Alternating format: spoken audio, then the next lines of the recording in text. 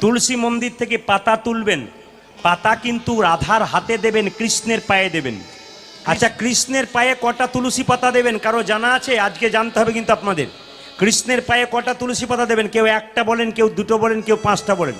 কিন্তু আপনাদের সব ধারণা না, সব ধারণা ভেঙে দেবো আজকে। কৃষ্ণের পায়ে আপনারা 3টে তুলসী পাতা দেবেন। কেন 3টে দেবেন? আমার দিকে তাকিয়ে নেন, আমি আপনাদের বুঝিয়ে দিই। এই যে আমার হাতে দেখছেন, এটা আমি কি পরে আছি জোরে বলুন? রাখি। রাখি যেটাকে বলা হয় রক্ষা সূত্র, এটাকে রক্ষা সুতো বলা হয়। এই রক্ষা সূত্রটা ভাই বোনকে পরায়, বোন ভাইকে পরায়, দিদি ভাইকে পরায়, আবার দাদা বোনকে পরায়, আবার বন্ধু বন্ধুকে পরায়। একটা একটা করে জানবেন। এই যে রাখি বন্ধন উৎসব, আমি তখন ছিলাম আলিপুরদুয়ার, মানে কোচবিহার আলিপুরদুয়ার, কত দূর বুঝতে পারছেন তো?